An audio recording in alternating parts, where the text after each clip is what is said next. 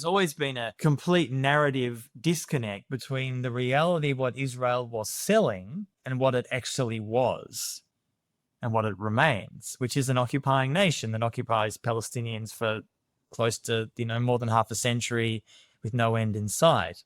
And if you look at some of the propaganda videos from even 2-3 decades ago, it is only hot people on Tel Aviv beaches. And that propaganda still continues. And yes, there are hot people on Tel Aviv beaches, that's true, but literally an hour down the road, there's also genocide in Gaza. My name's Antony Loewenstein. I'm an independent journalist, filmmaker, and author, most recently of the book, The Palestine Laboratory, which is also a film and a podcast. The whole book and the film and the podcast thesis is that Israel has used for decades the occupied Palestinian territories as a testing ground for weapons and surveillance, which they then sell to the world.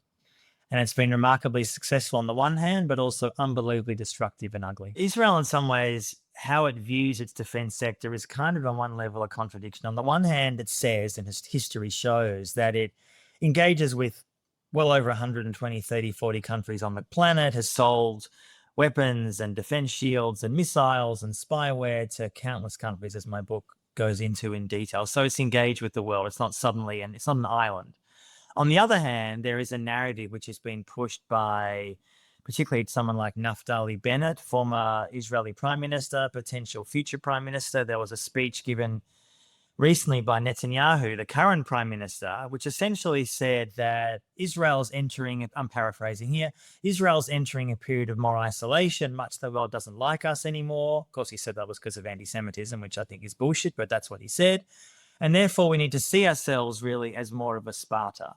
We're kind of essentially an island, and we need to defend ourselves from all the enemies that exist around us. He would mean Iran and Hamas and Hezbollah and whoever else would be in that narrative, and be self-sufficient, essentially, to produce weapons and be a self-sufficient nation. Now, this speech caused an outcry. Many Israelis thought, if that is your vision for the future, that's a pretty grim, depressing future. Essentially an island, which also arguably is not even possible. Israel is a country of 10 million people. If you add the occupied territories, about 15. It's a small country in a region of tens and tens, and not hundreds, in fact, hundreds of millions of people. So the idea that you can be an island in that region seems delusional, A. And B, then that narrative on top of that, Naftali Bennett came in and said, oh, no, this actually is, I see Silicon Valley in Sparta, I think he used those exact words, as the vision. So what does that mean? That means that Israel continues and deepens a much more domestic arms industry. It produces weapons rather than having to rely on others to give it to them. Since the genocide began, 2 major countries have provided weapons to Israel. The US, of course, under Biden and then Trump, and Germany, the biggest providers of weapons. And other countries have also assisted, Serbia, amongst others. But it's mostly Germany and the US. So Israel's been super reliant on those nations. If those nations decided tomorrow to stop providing weapons, people often ask me, would that mean all these wars would stop?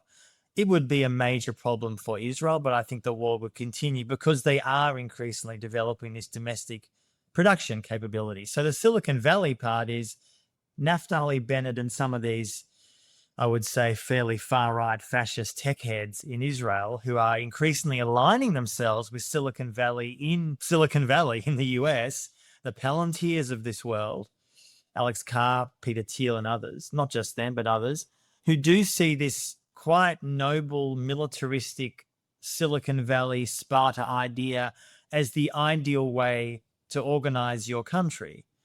Now, that could be, obviously, they're talking there about Israel, but I would argue that many in Silicon Valley and Palantir, Alex Karp's vision is kind of similar about how he views the US. I mean, his vision, so to speak, is a Western chauvinist country, the US, and its allies, Israel, amongst others, projecting power and violence on the world. Now, obviously, the US is not Israel. It's a much bigger country, but it's actually a pretty similar worldview. Deeply racist, chauvinist, blind, I would say, of course. So Silicon Valley and Sparta, I would say, finally, is not that sustainable, I would say, considering the interconnectedness that Israel has always relied on to be, until relatively recently, a very, very, inverted commas, successful economic country. This is the reality of Israel's history. It is now going into some headwinds, not least the fact that growing amounts of the world population hate what Israel is and what it does and what it stands for. They're having an image problem. Can't imagine why. But Naftali Bennett could well be the prime minister by the end of this year. And if that is the vision that he wants to project, I would say good luck with that.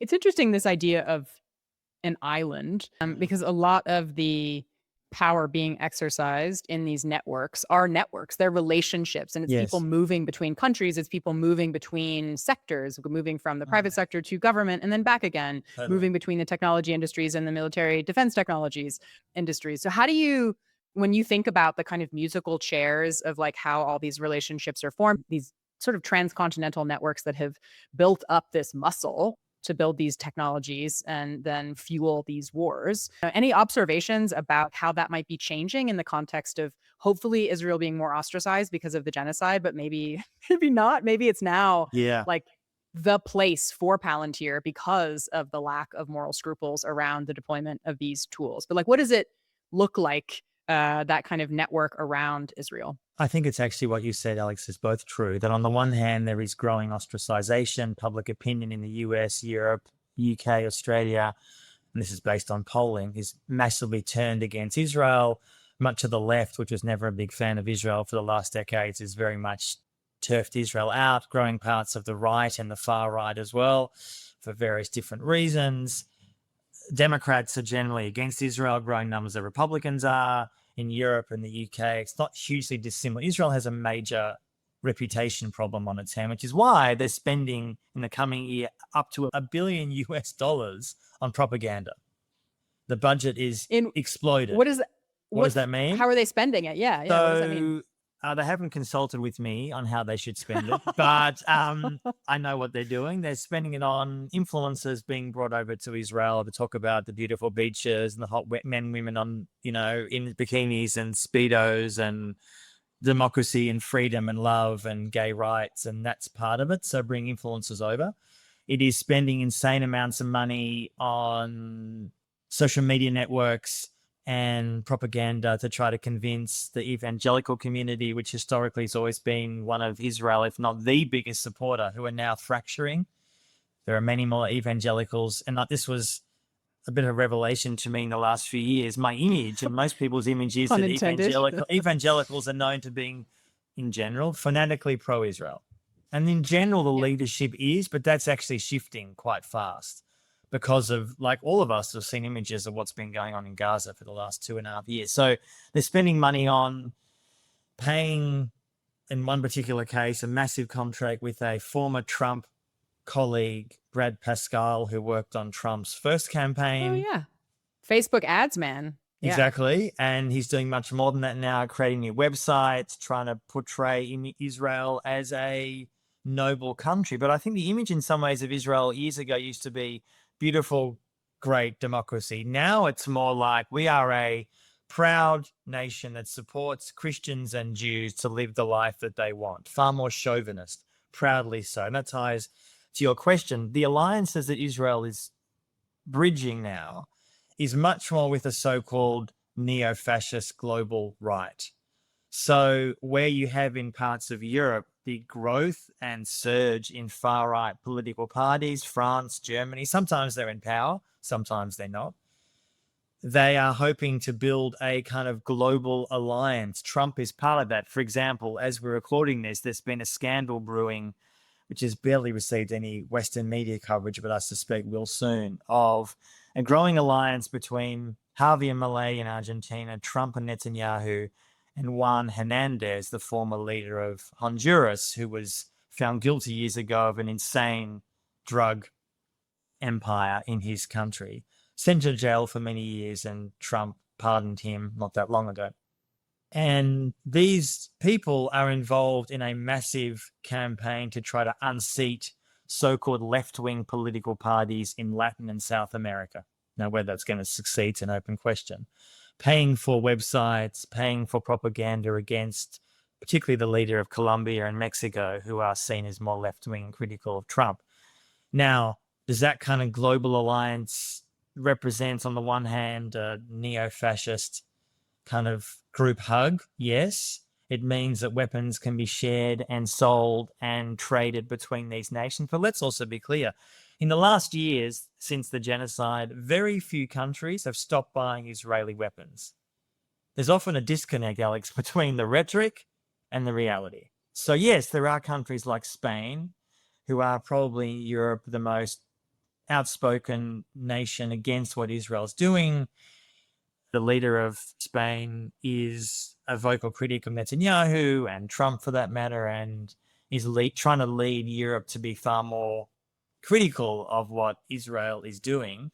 But much of Europe, I mean, the latest figures we had for 2024 for Israeli weapons sales, we haven't got the figures for last year, we'll get them soon. Europe was the biggest purchaser of weapons by far. And I think you will see in years to come, you don't see as much with Trump yet, obviously, and he's only got 2 years to go, in theory, unless he decides to kind of hang around, that there's no doubt that in many European countries and elsewhere, there was a piece in the Jerusalem Post just recently saying this, that Israel is realizing, this is the Israeli perspective, Israel is realizing that much of the world turned against them in their moment of need.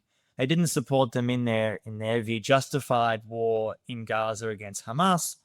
And therefore, we need to find allies that think like us. And of course, they put nations on this list that were mostly either dictatorships or run by the far right. Now, if that's your vision, if that's your worldview, which has always been Israel's worldview, by the way, it's always been a complete narrative disconnect between the reality of what Israel was selling and what it actually was and what it remains, which is an occupying nation that occupies Palestinians for close to, more than half a century with no end in sight.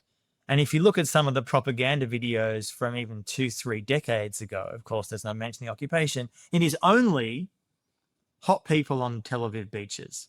And that propaganda still continues. And yes, there are hot people on Tel Aviv beaches, that's true, but literally an hour down the road, there's also genocide in Gaza.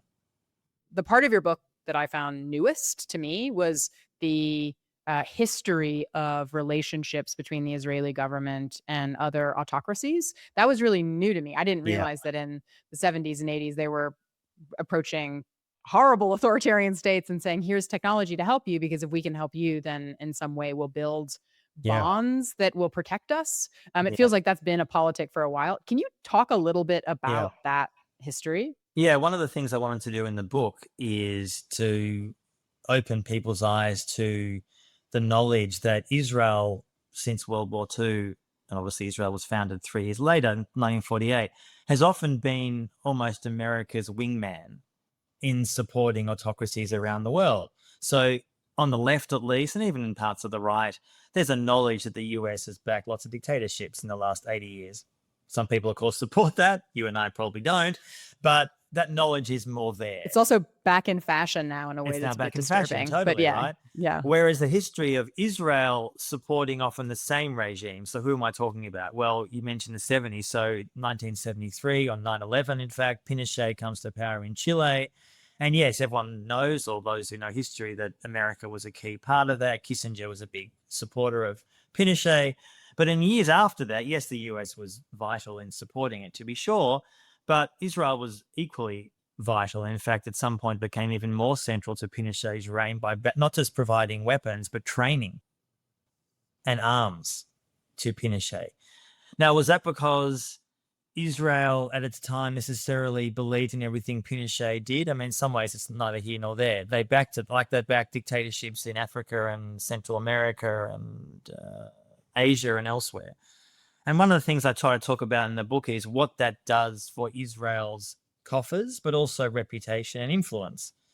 Back in the day, decades ago, during the dictatorship era, Israel was a key backer of the Argentinian regime, even when they knew that Jews particularly, not that others weren't, of course they were, but Jews were particularly being targeted and killed and tortured.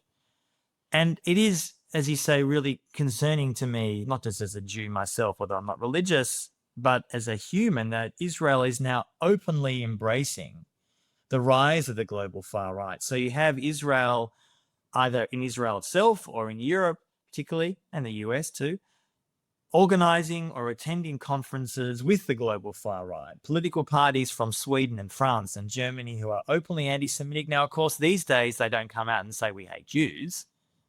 Of course, these days they say we hate Muslims and Islam and multiculturalism and diversity. That's, of course, how they, as I often say, whitewash their image, because they say, you can't call us anti-Semites. We love Israel. We're Israel. Yeah. You know, like you can't think, you know, I have lots of examples in my work of far right political parties across Europe who historically were literally made up of Nazis and the far right, who traditionally would hate Jews.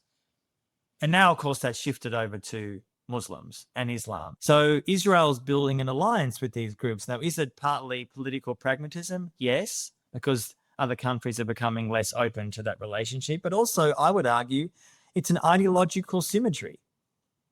It actually makes perfect sense. They generally hate Muslims, they hate Islam, they hate multiculturalism, they hate refugees, they hate openness, they hate diversity, they believe in ethno-nationalism. It's just so wild. I mean, I feel like their one competitive edge then is their capacity to make technology also, Yes. which people want in a free market of people trying to procure the best technologies to spy on their domestic populations and the journalists, but also other types of weapons of war. Do you want to talk a little bit about what types of technology they're making now using the experience of apartheid and then genocide, and like how you think about the kind of menagerie of technology that's coming out of Israel? One of the things that has really come to the fore in Gaza, although some of these things were happening before October 7, of course, not everything suddenly exploded on that day, is really the growing automation of war, the growing use of AI. Israel had used AI in warfare before October 7. The US had used it years ago too. But there's been a real explosion in that. And what you've seen Israel use, particularly in Gaza, now also in Lebanon and in Iran for that matter, as the US is doing too, is the accumulation of mass data sets into supposed legitimate targets for war. This is what, of course, they argue. So they're hoovering up through satellites, through Wi-Fi signals, through social media content, through on-the-ground human intelligence, a range of sources, putting them into tools that are designed either by companies like Palantir or others. And in Gaza, for example, after October 7, the whole aim of that, what is clearly now a genocide, but initially started off as a war of retribution or revenge, was just that. It was revenge. It wasn't about pinpointing Hamas. It wasn't about going after the so-called bad guys who committed undeniable war crimes on October 7. It wasn't really about that. It was about showing to Palestinians in Gaza, you will pay an unforgettable price for what Hamas has done. And frankly, 2.5 years on, Israel's gotten away with that because Gaza no longer exists. And in fact, what we're seeing in Lebanon, there was an interesting report I saw recently, LA Times, which sort of backs up some of the sourcing that I've been seeing as well, which is essentially using similar kind of technology as was used in Gaza, which makes sense. Cell phone towers, Wi-Fi signals, social media content to go after supposed enemies. Of course, the problem is often facial recognition technology. What exactly is being targeted? Are you going after, so Israel claims, terrorists? But that simply is not credible when in Gaza, tens and tens of thousands of people, if not more, have been killed. The vast majority of whom are women and kids. Are we saying that a 10-year-old kid is a terrorist? Of course not. Although Israel often questions whether even children are potential terrorists. Well, they say, well, it could be terrorists one day. Okay, right? It's that kind of dehumanization. And you've also seen, which again started before October 7, but accelerated since, the real buy-in of Silicon Valley big tech into this genocide. Microsoft, Palantir, Amazon, Google, and others, either providing the data architecture for these tools or massive cloud services. Israel already had a contract with Project Nimbus, which has existed for a number of years between some of these cloud companies to provide cloud space for all the data. October 7 happens, the war accelerates, they need way more cloud services. Amazon and Google were happy to provide that hugely. So I, in some ways, see companies like that also using Palestine as a laboratory, because in the end, these companies are not doing it just for the money. I'm not saying that Google somehow is philanthropic, but Israel's a small country. The contracts actually aren't that big. It's not really just about the money. It's partly ideological, going back to what we said before, this belief of Western chauvinism supporting Israel in its supposed justified war against terrorism. So the argument by the Alix Karps of this world would be, and the idea that Google and Amazon can then say to other countries, you see what we provided to Israel with their amazingly successful war in Gaza. So they would argue, we can provide that service to you. And so a technology is everything from AI-enabled warfare, obviously killer drones, which have been hugely, quadcopters, which we used extensively in Gaza. We have missile defense shields, which are some of the most popular export defense equipment that Israel has, which is going across all of Europe now after Russia's invasion of Ukraine a number of years ago. What Israel, I think, is trying to do, and I know there's been in the last sort of while, I've seen some questioning about the so-called efficiency of some of these tools. I'm not arguing, to be clear, that the aim here is pinpoint killing. That is not what I'm arguing. The Palestine Laboratory is not trying to be a kind of ad for the Israeli arms industry. It's the opposite, in fact. It's saying mass killing or mass occupation is the point. If you are using Palestinians or Lebanese or Iranians, whoever it may be, almost as a testing ground for your new technology, when there is no accountability for mass killing or mass crimes, why would you stop them? So when Israel has killed 70, 80, 90, 100,000 Palestinians in Gaza, thousands in Lebanon, most of whom are civilians, have nothing to do with Hezbollah or Hamas or whatever, that is the marketing tool. Ultimately, Israel is selling this technology as not clean, but inverted commas, efficient. That is how they're selling it in their material, in their videos, which are now going on YouTube. And I started, Alex, researching this years ago. Israeli companies weren't putting these ads on YouTube, these ads for their weapons. Now it's very open and public, not all of them, but some of them, proudly showing missile X going into a building in Gaza, and they say, see, therefore the terrorist was killed. Who the hell knows who that person was? You know, were they Hamas militant? I mean, it's possible, sure. It's also possible, as we've seen countless videos in the last 2.5 years of families and civilians just being blown up by drones. Of course, that's also very possible. And if you, as a state or a company, don't view Palestinians or Iranians or Lebanese as really human, if you dehumanize them so much, then who cares if 50 or 100,000 die? Who cares? This is the logic of genocide, but also the logic of the Palestine Laboratory. It doesn't really matter in the end if you kill insane amounts of people, because endless war is only what keeps you alive politically and militarily. It's like surviving a news cycle, but with conflict. Like, more conflict is the solution. Yes. Always. I want to talk a little bit more about this accuracy point, because I think it's really, really, really important. But do you want to describe, because using the word laboratory to me implies an intentional set of experiments where you emerge with a more refined technology that then you can sell to someone else using those experiments to justify its value. But like, can you describe a little bit about what makes it a laboratory? Like, what does it look like for Israel to experiment in Palestine? In some ways, what a daily grind of occupation allows a state like Israel, and for that matter, other states that also occupy people indefinitely, as the US did in Iraq or Afghanistan, because it was only 20 years roughly in both those countries as opposed to half a century plus in Palestine, is that you're able to, inverted commas, refine the technology. So one of the examples I give in the book, and I know it's deepened in the last years, is come sort of Red Wolf and Blue Wolf. It's basically essentially a surveillance tool that soldiers have on their phones when they are occupying the West Bank.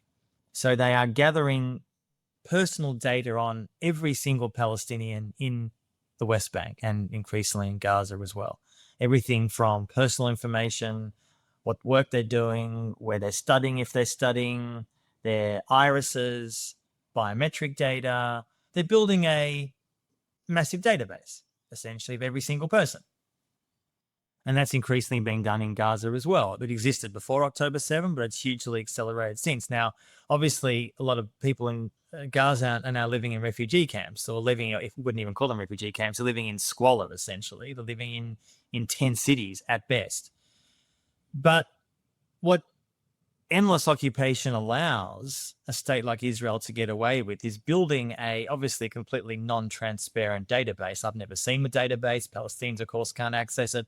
No other state. I suspect the US does get access to that intelligence because we know often there are cases of Palestinians who want to go to the US or go elsewhere who are refused under, inverted commas, security questions. And God knows what that actually means. And in the vast majority of cases, that's not because they're present security threat, because Israel doesn't like them or they advocate for their people's rights or whatever, So what endless occupation, I think, allows in a place like Palestine is a detailed gathering of personal information of every single individual that exists there. There's about 3 million in the West Bank and about 2 million in Gaza.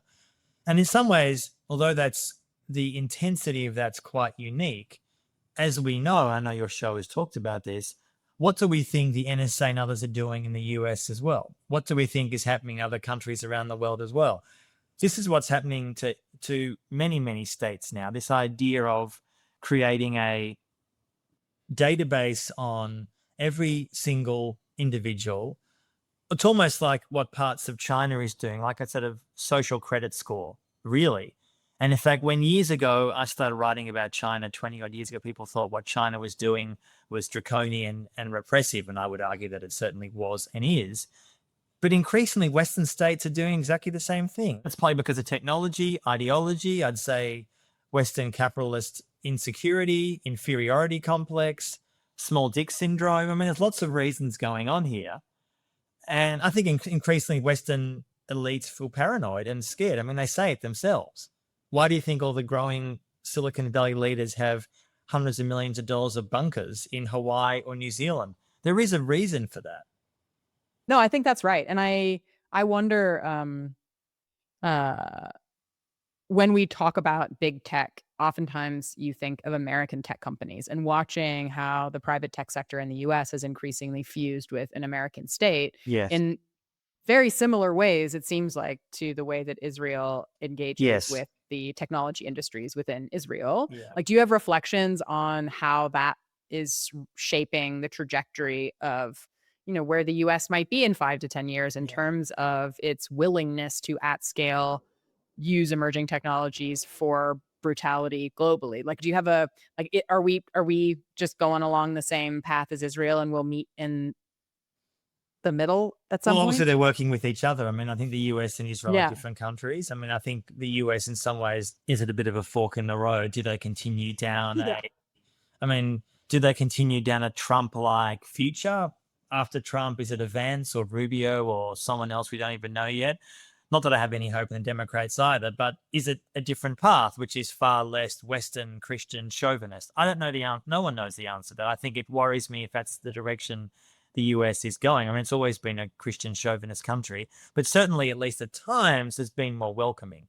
So what Israel has been doing for years, and the US has also done it for a long time, it's becoming far more overt now, is, yes, a lot of these tech companies in the US and Israel are private, but they're private really in name only. Not because Netanyahu is telling them what to do, or Trump is, although he sometimes does. I'm sure he is quite close to Palantir and obviously Peter Thiel, but I don't think he's directing Palantir's policies day to day. They don't need to. They have leaders of these companies which generally have a similar worldview. I mean, Alex Karp and Peter Thiel's vision is remarkably Trump-like. I mean, that's not a secret, right?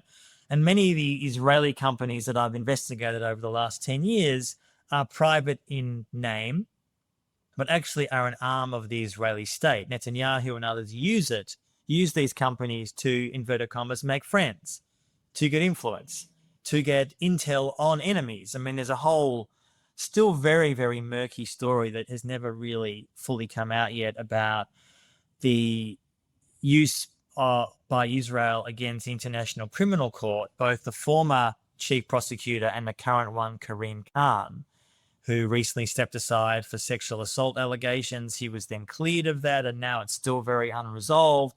There's no doubt Israel had been gathering intel on some of those stories and leaking it. It's very dark and murky what's happened there. My point in saying that is that they would probably have been using some private Israeli companies in the use of that intelligence gathering, along with the Mossad, their intelligence unit. Whereas the US may just use Microsoft. Like they cut Yes. them off of their Microsoft email accounts, which implies they have access to those accounts. And I can very Yes. much imagine some Yeah. sharp elbows coming from the Trump administration saying, hey, these are now persona non grata. We will come up with some Yes. legal pretense. For sure. And I mean, even yeah. in the recent war between Israel, Iran, and the US, there's no secret that the US was using tools from Anthropic and from Palantir in data selection. I mean, I found the conversation months ago a bit delusional around, the media was framing Anthropic has taken a stand against the Defense Department. I'm thinking, right, so they did sign a deal with the US government last year. I'm not sure what they thought was happening last year compared to this year. And obviously we'll see how that plays out. So much of the Western media coverage was Anthropic has taken a real stand against the Trump administration, where literally, I think the week after, their tools were used by the Trump administration in targeting in Iran, including targeting civilian infrastructure. So they're complicit. And I mean, in my ideal world, Alex, some of these companies would one day face trial. I'm not talking about US officials, I'm talking about corporations. Oh, right? yeah. For complicity in Yeah. war crimes, whether it's in Iran or Gaza or elsewhere. Now, we are a long Or way. Myanmar. Like Or Mark Myanmar. Zuckerberg should be in jail for what they did in Myanmar. And yet he's building a bunker in Hawaii worth $300 million. So how do you tease apart the like propaganda of Israel as this, they're only doing this because the rest of the Arab world has twisted their arms or whatever, Hamas has put them in this situation, with like the technology piece of this, which connects to an argument about accuracy improving over time, and that these systems are the worst that they'll ever be, and these kind of wild assertions about how this technology is just improving so much. And like, how do you unpick accuracy, precision, civilian casualties, we're a country that cares, etc.? There's two ways to see that. On the one hand, there's no doubt, and we've all seen this in the last months, including in Iran, that if Israel wants to target person X, literally in a room, in a building, they can do so and kill them. I don't support them doing that, but they can. And that's obviously through satellite imagery and human intelligence and various other tools, like, for example, the killing and obviously at the beginning of the recent Iran war of the supreme leader and many people around him, and various other nuclear scientists that Israel and the US have killed in the last while. So on the one hand, yes, there is an ability to use certain kinds of technology in a more pinpointed way. However, and it's a very important however, what you've seen in Gaza, what you've seen in southern Lebanon is really the opposite of that, but deliberately so. So, yes, I'm aware that Israel has claimed that they are trying to pinpoint so-called terrorists in Gaza or Hezbollah in Lebanon. And when they are destroying a building with a supposed Hamas militant or Hezbollah militant, we're very sorry that innocent people might be around there, but, well, they shouldn't have been in the building or whatever the so-called justification is. I don't really accept that because speaking to various sources I have over the years in Israel and seeing some of the reporting, mass killing was the point in Gaza. That was the intention. It was not just to kill the Hamas leader and his lieutenants. That was not the point. The point was what has happened in Gaza. That was the intention. The intention was revenge and mass killing and mass destruction to make it essentially unlivable, which has been an Israeli right-wing dream for decades. And I guarantee you, if something similar had happened from the West Bank, militants had come into Israel from the West Bank and done something similar to October 7, the West Bank would no longer exist either. And that is the fear that I have now, that there is so much understandable anger, and I mean, the West Bank is under essentially permanent lockdown, life becomes impossible. If something like an October 7 happened from the West Bank, you would find, I fear, a very similar Western support for Israel doing exactly the same thing in the West Bank and they did in Gaza. Exactly the same.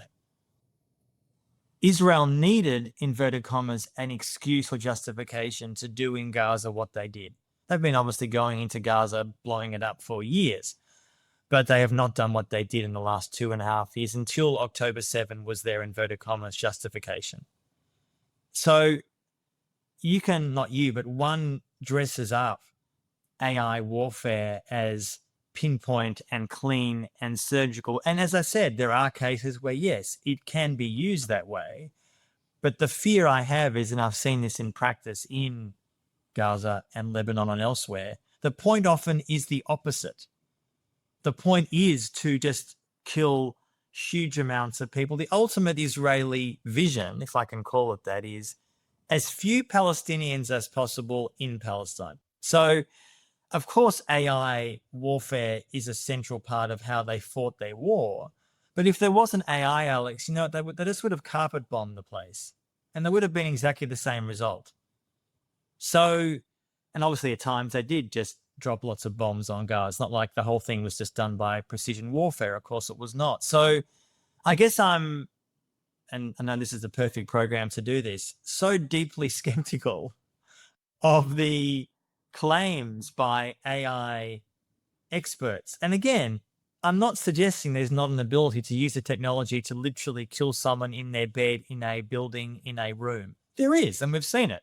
I'm not denying that reality. Whatever the tool you're going to use, AI or just, B-52 bombers, the end result's no different.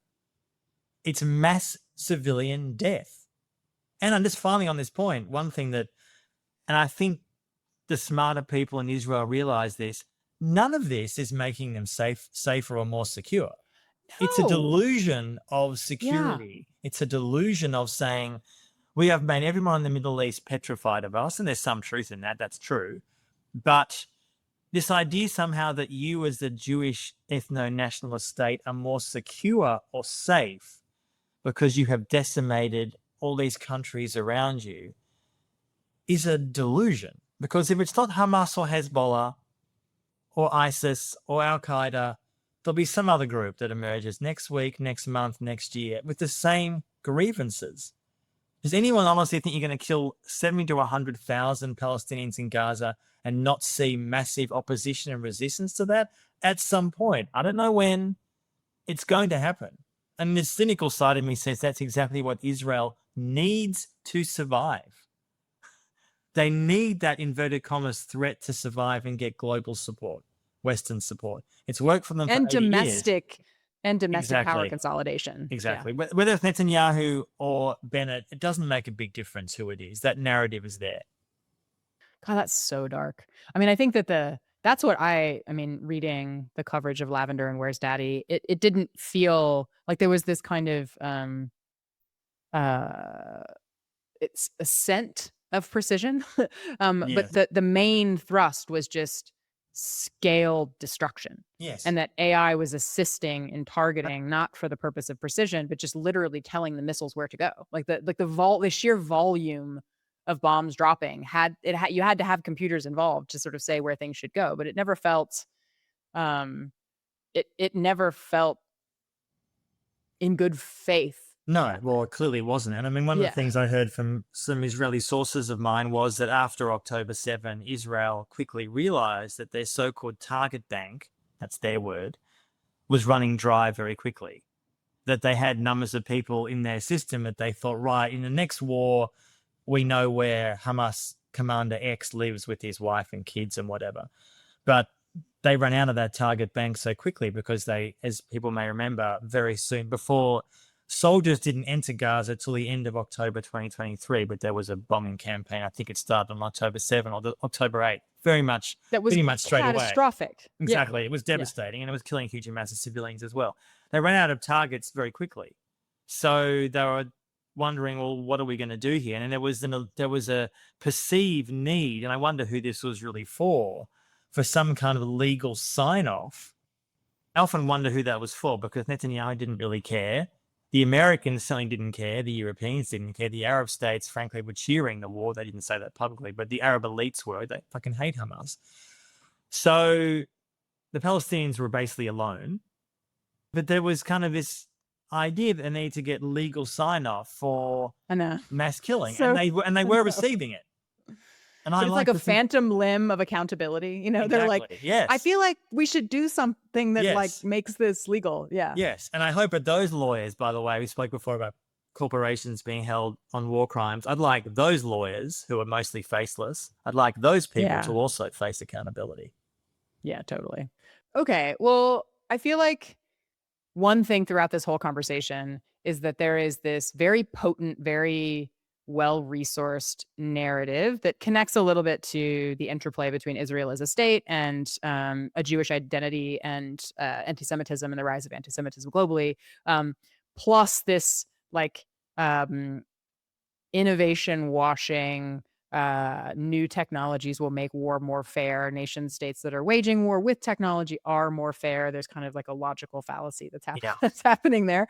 Do you have any advice based on writing the book, the reception to the book, in how to help people along in like untying those things that feel very bound together, which makes it extremely difficult to like orient yourself in what's happening and feel grounded in reality? I don't know. You must have a cousin or something that's like, what?